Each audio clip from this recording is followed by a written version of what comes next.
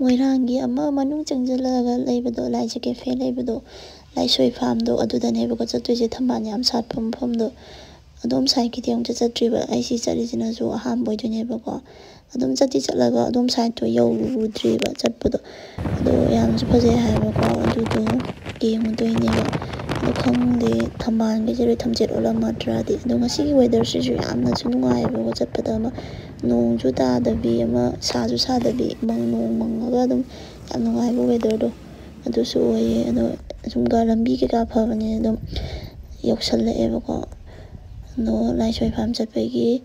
lambi do adu oidoine se yamna ingaga yamna peace oiraga mafamse yam ing lawado adu oye ado ai adom yowbaga adom mathang adom hapjarake adai hi ke ga tongaga di adom hapjarake bako loifa adom yengbiyo nongna thengnabiba yawarga di channel se subscribe su tausanbiramo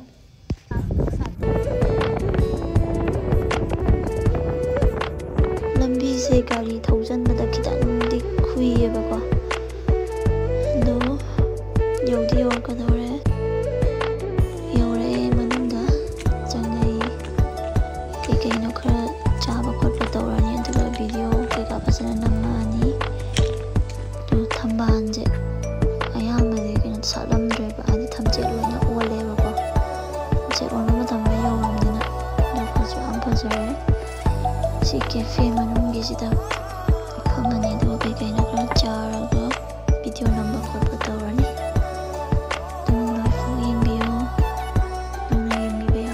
subscribe tausanbiramo views yam phajare khoina order tawrambado pusalae tharoi thongba am leire tharoi bra am leire adagi fresh juice am leire singju hawjam haw ko tharoi thongba jadai bora ju hawre dum phajana dum chasingre chaklamba mubang tinate ko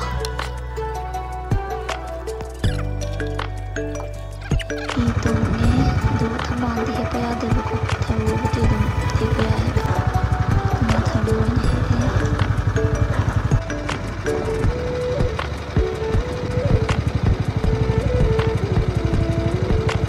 thada kaigina thadarido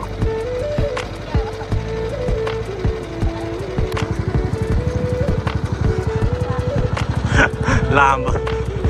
ai nang tawladra khanbani ne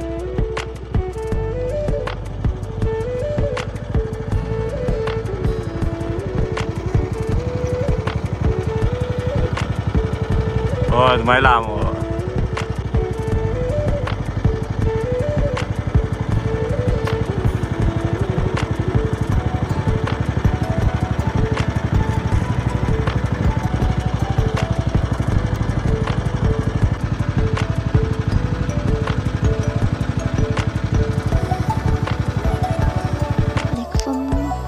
pado yoksalae da urjanebako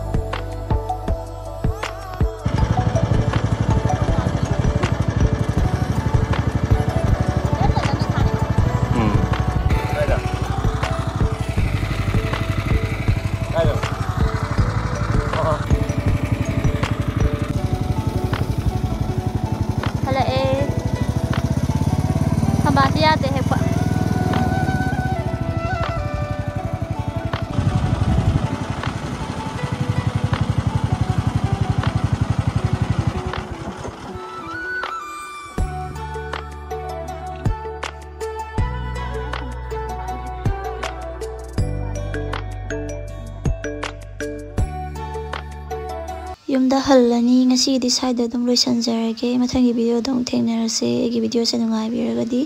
like amam tanga comment ga tawbiramo aduga